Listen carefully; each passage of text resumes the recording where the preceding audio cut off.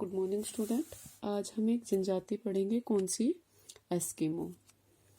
Eskimo जो जनजाति है, इनको बोलते हैं ध्रुवीय या ठंडे मरुस्थलों के निवासी।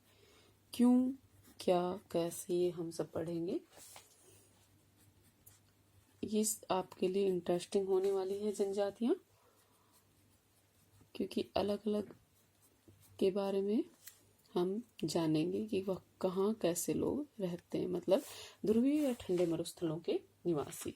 सबसे पहले आपको इनका इंट्रोडक्शन करवा देते हैं, परिचय, कि ये कैसे होते हैं कैसे नहीं, ताकि आप उनको पहचान लें। ठीक है। तो जो ये एस्किमो है वो ये कहाँ रहते हैं? एक तो हिम बर्फ से ढके हुए जो टुंड्रा प्रदेश होते हैं वहां पर रहते हैं, और जो क्या है, अत्यधिक ठंड के कारण लगभग जनविहीन क्षेत्र है। ठीक है। ये जो आर्कटिक प्रदेश है, आर्कटिक जो महासागर है, उसके चारों ओर 50 लाख वर्ग किलोमीटर में फैला है। आर्कटिक क्षेत्र में अगर बात करें तो एल्यूशियन द्वीप में बेरिंग जलडमरू मध्य बताया हुआ है, आपको मैपिंग करवाई हुई है। जलडमरू मध्य तक विस्तृत है, और इस क्षेत्र में क्या क्या आ जाता है? आपका कनाडा आ जाता है, उत्तरी Canada, Greenland, Norway, Sweden, Finland, Siberia के उत्तरी भाग इसमें आ जाते हैं। इसमें शीत जो प्रधान है, टुंड्रा प्रदेश में कुछ जनजातियों का निवास है। उन्हें विभिन्न प्रदेशों में क्या होता है, अलग अलग नामों से जाना जाता है। ठीक है। उत्तरी कनाडा और ग्रीनलैंड के जो निवासी होते हैं वो क्या कहलाते हैं? एस्किमो। एस्किमो। ठीक है, वो क्या कहलाते हैं? एस्किमो। और जो यूरोप में स्कैंडिनेविया जो है, उसके उत्तरी भाग जैसे नॉर्वे, स्वीडन और डेनमार्क है, वहां पर ये लोग कहलाते हैं लैप्स। क्या कहलाते हैं? लैप्स। लैप्स या सामी। क्या बोलते हैं इनको? लैप्स या सामी। ठीक है। साइबेरिया के अगर उत्तरी भाग की बात करें तो इनको बोलते हैं सेमोइड। क्या बोलते हैं? सेमोइड। और सेमोइड और याकूत। ठीक है, याकूत बोलते हैं। याकूत, युकाधिर, चुकची। चुकची एक सागर भी है, इसी नाम से इनको चुकची बोल देते हैं। ठीक है। ये जनजातियां हैं। ठीक है। इसका जो इनका जो वो है, इन प्रदेश में भोजन, वस्त्र, निवास, कौन से ये उपकरण यूज करते हैं, इनकी सामाजिक आर्थिक संरचना कैसी है, सांस्कृतिक इनका मतलब संस्कृति कैसी है इनकी, ये सब जो कारक है ये क्या करते हैं? बहुत अधिक प्रभावित करते हैं। और ये जो सभी जनजातियां हैं, ये जो जीव क्या करते हैं, अपना जीवों का शिकार करते हैं और अपना जीवन यापन करती हैं। इनके व्यवसाय में और रहन सहन में कोई अंतर नहीं पाया जाता, लेकिन सिर्फ क्षेत्रीय विभिन्नता के कारण इनको अलग अलग नामों से जाना जाता है। ठीक है। और इन सब में अगर इन सब की बात करें तो इनमें जो एस्किमो है वो क्या है? सबसे ज्यादा उन्नतिशील है और विकसित है। ठीक है। अब आता है एस्किमो का निवास क्षेत्र। निवास क्षेत्र क्या है इसका? रेजिडेंशियल एरिया जो है इसका। देखो, एस्किमो जो है ये जो आर्कटिक टुंड्रा प्रदेश है उस तक ही सीमित है। ठीक है। एस्किमो का नया नाम आजकल क्या है? इनियूट। क्या है? इनुयूट। इनुईट है इसका नाम। क्या है? इनुईट। ठीक है। और इसका अगर एस्किमो का अगर मीनिंग पूछा जाए तो एस्किमो का मीनिंग होता है, मतलब ऐसे लोग जो सच्चे हों, जिन्हें वक्त बदल नहीं पाया हो। ठीक है। कच्चा मांस खाने वाले हो। ठीक है, ये कहलाता है एस्किमो का। अगर पर्टिकुलर मीनिंग देखा जाए तो क्या होता है? कच्चा मांस खाने वाले। क्या? कच्चा मांस खाने वाले, मतलब इनके ऊपर जो विकास है उसका कोई प्रभाव नहीं पड़ा है। ठीक है। इन्हें वक्त भी नहीं बदल पाया, ये जैसे थे वैसे ही हैं। ठीक है। अब ये कहाँ कहाँ है इनका निवास क्षेत्र? ये उत्तरी अमेरिका में कनाडा और अलास्का। कनाडा और अलास्का के जो उत्तरी तटीय क्षेत्र है वहां पर पाए जाते हैं। दूसरा, बैफिन जो द्वीप है उसके चारों ओर, हडसन और ग्रीनलैंड के तटीय भागों में, ये जो एस्किमो हैं, ये बहुत अधिक क्षेत्र पर फैले हुए हैं, बिखरे हुए हैं, लेकिन इनकी जो सभ्यता का विकसित रूप है वो कहाँ देखने को मिलेगा आपको? बैफिन द्वीप और हडसन खाड़ी के उत्तरी भागों में देखने को मिलेगा। कहाँ मिलेगा? बैफिन द्वीप और हडसन खाड़ी है उसके उत्तरी भागों में देखने को मिलेगा। इसका विस्तार है 60 डिग्री से 70 डिग्री और उत्तरी अक्षांश में, ठीक है, उत्तरी अक्षांश के बीच। ग्रीनलैंड में पश्चिमी तट पर ये 65 डिग्री से 80 डिग्री उत्तरी अक्षांशों के बीच एस्किमो निवास करते हैं। ठीक है, आ रहा है समझ में? आगे है एस्किमो की उत्पत्ति कैसे हुई, ओरिजिन कैसे हुआ इनका। जो ये उत्पत्ति है इसकी, ये उत्तरी कनाडा को एस्किमो का मूल स्थान माना जाता है। ठीक है, एस्किमो का मूल स्थान किसे माना जाता है?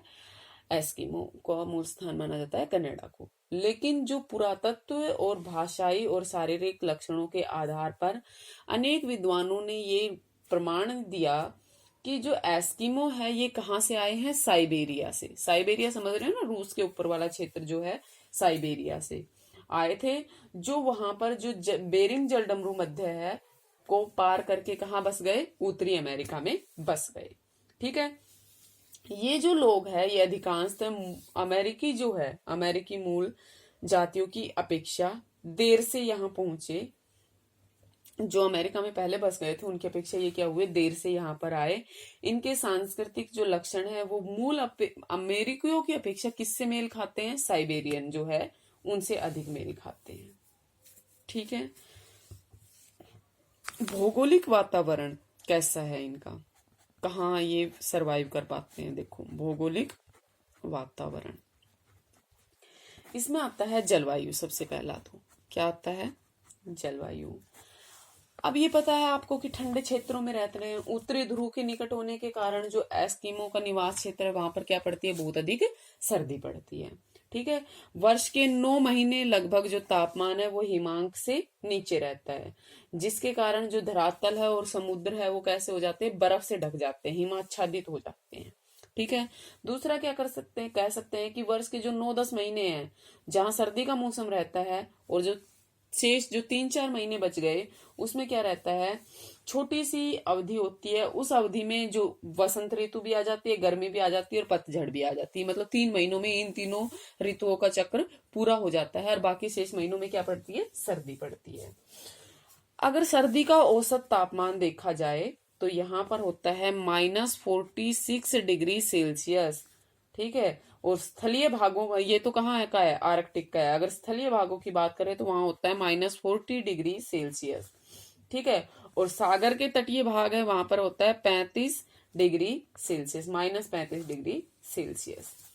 ठीक है, रात में जो यहाँ पर जो सर्दियों की रातें होती है वो बड़ी होती है और दिन जो होते हैं वो छोटे होते हैं। 22 दिसंबर को क्या होता है? 22 दिसंबर को उत्तरी जो ध्रुव है, आर्कटिक जो सर्कल है, उसमें 24 घंटे की रात होती है। 24 घंटे की क्या होती है? रात होती है। रात की अवधि बढ़ते बढ़ते उत्तरी ध्रुव पर कब तक हो जाती है? 6 महीने। मतलब 6 महीने वहां पर क्या रहती है? रात रहती है।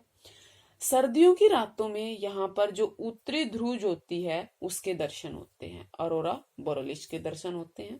ठीक है, औसत वार्षिक वर्षा की अगर बात करें तो 23 सेंटीमीटर से, नहीं सॉरी 23 क्या 25 सेंटीमीटर से कम होती है। अधिकांश जो वर्षा होती है वो चक्रवाती होती है, जो पछुआ पवनों के कारण होती है। भयंकर ठंड के कारण वाष्पीकरण क्या होता है? न के बराबर होता है। वाष्पीकरण तो तब होगा जब सूरज वहां पर होगा। ठीक है, सूरज की किरणें होगी तो वाष्पीकरण तो होता ही नहीं है। लेकिन जब तापमान कम होता है तो दाब कैसा होगा? अधिक होगा। और जब वायु दाब अधिक रहता है उसके कारण जो वर्षा है उसके लिए वो क्या है? कम अनुकूल है।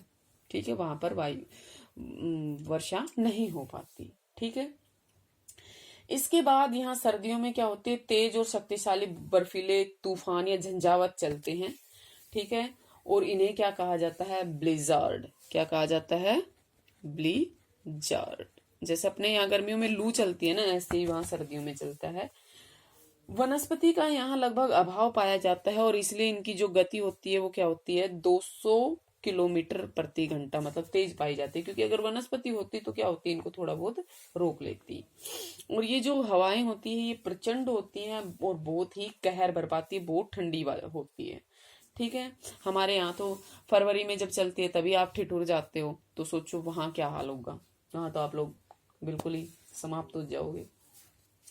सातवां है कि ग्रीष्म ऋतु कैसी होती है, छोटी होती है और ठंडी होती है। ग्रीष्म ऋतु भी गर्मी की जो ऋतु है केवल 2 महीने की, मैं बताया ना मैंने 2-3 महीने में बसंत भी आ जाता है, पतझड़ भी आ जाता है और ग्रीष्म ऋतु भी आ जाती है। गर्मियों का अगर टेम्परेचर की बात करें तो 2 डिग्री से 10 डिग्री सेल्सियस के बीच में क्या रहता है, टेम्परेचर रहता है। गर्मियों का टेम्परेचर है 2 डिग्री से 10 से। गर्मियों में जो सूर्य की रोशनी है वो क्या होती है, लगातार कम होती जाती है, तापांतर कम होते जाते हैं। और गर्मियों में दिन लंबे और रातें कैसी होती है, छोटी होती है। ठीक है, नेक्स्ट हो सकता है कि मई जून में क्या होता है, यहाँ पर बर्फ पिघलती है, जिससे जो तटीय भूमि और सागर है वो कुछ भाग जो हिमयुक्त हो जाते, हिमाच्छादित रहते हैं वो थोड़ा सा क्या हो जाते हैं, हिमयुक्त हो जाते हैं। और बर्फ के पानी से जो यहाँ पर झीलों और दलदले हैं उनमें क्या हो जाता है, पानी भर जाता है। ठीक है, तटीय भागों में ठंडी समुद्री धाराएं और उष्ण पवनों के बहने से, धाराएं कैसी होती है, ठंडी होती है, और पवनें कैसी होती है, गर्म होती है, तो उसके कारण क्या हो जाती है, धुंध पैदा हो जाती है। ठीक है, ये तो थी यहाँ की जलवायु। अब यहाँ अगर मृदा की बात करें तो मृदा कैसी होती है, यहाँ पर मृदा का विकास नहीं हो पाया है अभी तक भी। चट्टाने कैसी है, नग्न है। ठीक है, मिट्टी मतलब मिट्टी वहां पर नहीं है, कहीं कहीं देखने को मिलती है मिट्टी की बहुत ही पतली सी परत। ठीक है, अब आता है वनस्पति। अब देखिए जब वहां पर क्या नहीं है, मिट्टी ही नहीं है, तो वनस्पति भी। एस्किमो के अगर निवास क्षेत्र में बात करें तो वनस्पति क्या होती है, बहुत ही विरल होती है, क्योंकि भूमि पर सारा साल क्या पड़ती है, ठंड पड़ती है। ठीक है, और बर्फ जमी रहती है। इसी कारण यहाँ पर गहरी मिट्टी का क्या पाया जाता है, अभाव पाया जाता है, और गहरी मिट्टी भी नहीं होती और मिट्टी की कहीं कहीं पतली परत पाई जाती है। तो वृक्षों के लिए तो क्या जरूरी होते हैं, गहरी मतलब इनके जड़ों में तो जड़ जमाने के लिए इनको मिट्टी की जरूरत पड़ती है, तो वो यहाँ होती नहीं है, इसलिए यहाँ पर वृक्ष नहीं उगते।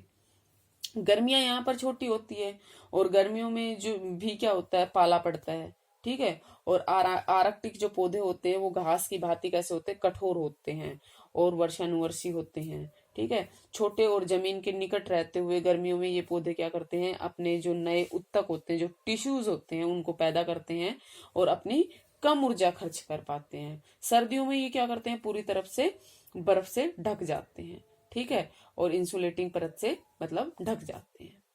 ठीक है, ग्रीष्म में जब बर्फ पिघलती है, ठीक है, जब बर्फ पिघलती है तो इस क्षेत्र में जो शैवाल है, एल्गी है, काई है, लिचेन है, ऐसी छोटी छोटी जो वनस्पति है वो पैदा होती है। और ये वनस्पति यहाँ इसलिए पैदा होती है क्योंकि यहाँ जमा देने वाले तापमान, ठीक है, पर ये उग भी सकती है और जीवित भी रह सकती है, इसलिए यहाँ पर ये वनस्पति पाई जाती है। गर्मियों में रंग बिरंगे फूलों की जो चमक से ये इलाका कैसा होता है, थोड़ा सा गुलजार टाइप का हो जाता है। और कहीं कहीं जो ठूंठ नुमा झाड़ियां होती है वो भी देखने को मिलती है आपको। ठीक है, जो बशिश होती है वो भी आपको दिखने मिलती है। जो लीचन है इसको क्या है, उगने के लिए मिट्टी की जरूरत नहीं पड़ती, ये अपने लिए जो पोषक तत्व होते हैं कहाँ से ले लेती है, हवा से और नग्न चट्टानों से ही ले लेती है। और बढ़ने पर जब लीचन का एक प्रकार का अम्ल छोड़ती है, एसिड छोड़ती है, जो चट्टान के ऊपर कणों को क्या कर देता है, चट्टान को मिट्टी में कन्वर्ट करता है, रेतीली मिट्टी बना देती है चट्टानों को। ठीक है, मिट्टी की ये जो पतली परत जिसे जो लीचेन की मदद से बनती है, इस पर क्या हो जाती है, काई उत्पन्न हो जाती है। ठीक है, यहाँ पर क्या होता है, जो पौधे होते हैं वो लंबे समय तक जीवित नहीं रह पाते। क्यों? क्योंकि इनकी जड़ें कैसी होती है, कम गहरी होती है, और जब प्रचंड हवाएं चलती है, ये ब्लिज़ार्ड वगैरह चलती है, तो ये उनके झोंकों को क्या करती है, सहन नहीं पाती और ये नष्ट हो जाती है, इनकी जड़ें निकल जाती है। लेकिन जो शंकुधारी वनों की सीमा है उसमें कुछ बोने, बर्च, जुनिपर, विलो, ये वृक्ष पाए जाते हैं जिनकी जिनकी जड़ें क्या होती है, जमीन के नीचे होती है और लेटरली फैलती है, मतलब ऐसे फैलती है, क्षैतिज ऐसे ऐसे, इस ऐसे नहीं, ऐसे फैलती है वो। ठीक है। अभी आपने एक बात सुनी होगी, अर्धरात्रि का सूर्य। नॉर्वे को कहा जाता है लैंड ऑफ द मिडनाइट सन। क्यों बोला जाता है? क्योंकि गर्मियों में जो आर्कटिक सर्कल है, उत्तरी ध्रुव सर्कल है, उसमें क्या होता है, संपूर्ण क्षेत्र पर प्रदीप्ति वर्त के भीतर रहता है। ठीक है। गर्मियां कब कितने महीने की होती है? 2-3 महीने की। और पृथ्वी 360 डिग्री घूम जाने पर भी ये क्षेत्र कैसा रहता है? छायाव्रत में प्रवेश नहीं करता है। ठीक है। और इस क्षेत्र में 24 घंटे का क्या रहता है? दिन रहता है। और नॉर्वे को लैंड ऑफ द मिडनाइट सन इसलिए कहा जाता है क्योंकि इस देश का जो अधिकांश हिस्सा है वो कहाँ पड़ता है? उत्तरी ध्रुव वर्त के भीतर पड़ता है, जहां पूरे 6 महीने के दिन रहते हैं और 6 महीने की रातें होती है, और उसमें भी सूर्य दिखाई नहीं देता। मतलब ये कि सर्दियों के जो 6 महीने होते हैं वहां पर ये पूरी यहाँ पर पूरी तरह से क्या होता है? 6 महीने पूरी तरह से क्या रहता है? अंधकार रहता है। ठीक है। अब एक चीज है, जब यहाँ 6 महीने की रातें होती है तो यहाँ जो साउथ है, यहाँ पर क्या होता है? 6 महीने के दिन होते हैं। ठीक है। 6 महीने तक यहाँ पर लगातार क्या रहता है? प्रकाश रहता है, जबकि यहाँ पर क्या रहता है? अंधेरा रहता है। और यहाँ पर जो ये बिलजार्ड वगैरह चलती है, ये क्या है? सिर्फ इनकी आदिवासियों के तन तन को नहीं, बल्कि इनके मन और मस्तिष्क को भी पूरी तरह से क्या कर देती है? झकझोर देती है। ये इनके मन में मतलब निराशा उत्पन्न हो जाती है, इनमें इनके मस्तिष्क में विकार पाए जाते हैं, पागलपन के दौरे पड़ते हैं इनको, इनमें आत्मघात जैसी प्रवृत्ति पैदा होती है। ठीक है। वहां आप जाओगे तो आपको अजीब तरह के लोग मिलेंगे। ठीक है। अब आता है कि जीव जंतु यहाँ पर किस टाइप के पाए जाते हैं? जीव जंतु। ठीक है। अब यहाँ पर वनस्पति भी कम है तो जीव जंतु भी क्या होते हैं? यहाँ पर कम ही पाए जाते हैं। ठीक है। जीव जंतु क्या है? कम ही पाए जाते हैं यहाँ पर जीव जंतु।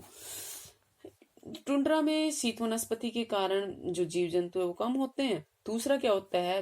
भयंकर ठंड से बचने के लिए जो छोटे जानवर है वो क्या कर जाते हैं? प्रवास कर जाते हैं।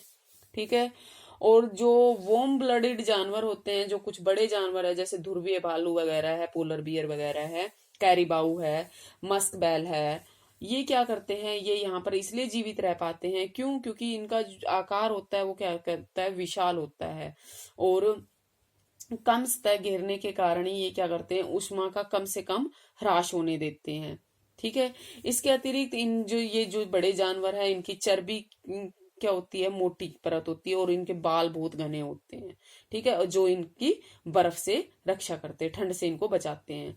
जो सील मछली की चर्बी है उसकी मोटाई 10 सेंटीमीटर तक पाई जाती है। ठीक है। ये सभी जानवर जो है वो निम्न ताप के कारण क्या करते हैं? शीत निष्क्रियता को धारण नहीं करते। ठीक है।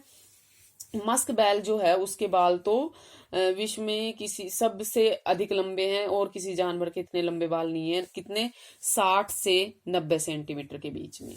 ठीक है। इनके अलावा कस्तूरी मृग, खरगोश, लोमड़ी, मस्क, चूहा और गिलहरिया, ये जीव भी यहाँ पर पाए जाते हैं। ठीक है।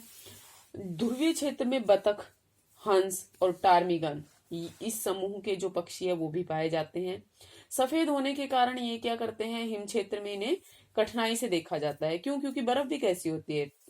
व्हाइट होती है। तो यहाँ पर ये क्या होते हैं? कम ही दिखाई देते हैं। इनका प्राकृतिक जो वो है वो क्या है? छद्म आवरण है। ठीक है।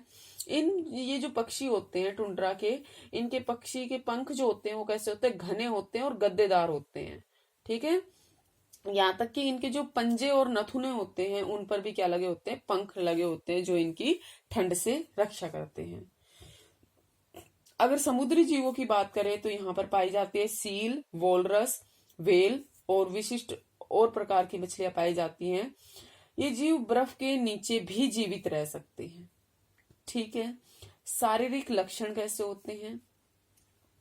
शारीरिक लक्षण होते हैं इनके, जो विशुद्ध नस्ल के एस्किमो हैं वो कैसे होते हैं? मंझोले कद के होते हैं। मतलब हाइट होती है उनकी 150 से 160 सेंटीमीटर के बीच में। ठीक है। इनका चेहरा सपाट होता है, चौड़ा होता है। त्वचा का रंग भूरा होता है, पीला भूरा और पीला होता है। शरीर जो होता है वो बेडोल होता है। आंखें क्या होती है, गहरी होती है, डार्क ब्राउन टाइप की होती है, ठीक है। और पलकें कैसी होती है, पतली होती है और झुकी हुई होती है, ठीक है। इनका सिर लंबा होता है, बाल पूरी तरह से काले, कड़े और सीधे, ठीक है। स्ट्रेट हेयर होते हैं, आपको करवाने की जरूरत नहीं पड़ेगी, आप वहां चले जाना, आपके ऑटोमेटिक हो जाएंगे, ठीक है। जो गालों की हड्डियां होती है वो कैसी होती है, उभरी हुई होती है। इनको क्या कहा जाता है, जो मंगोलाई प्रजाति है ना, उनके लक्षण इनमें अधिक पाए जाते हैं। अब कनाडा के जो एस्किमो है वहां पर क्या होते हैं, श्वेत जो जाति है उसके भी रक्त का मिश्रण होने लगा है, मतलब हाइब्रिड हो गई है वो, ठीक है। रेंडियर जो है ये टुंड्रा प्रदेश का सबसे महत्वपूर्ण जानवर है, जो क्या करता है, ठंड की दशाओं में पूरी तरह से अनुकूल है। क्यों? क्योंकि इसके बाल कैसे होते हैं, घने होते हैं, और प्रत्येक बाल में जो वायु कोशिका है वो क्या करती है, वो पाई जाती है, और वो ठंड के विरुद्ध क्या करती है, काम करती है, ठीक है।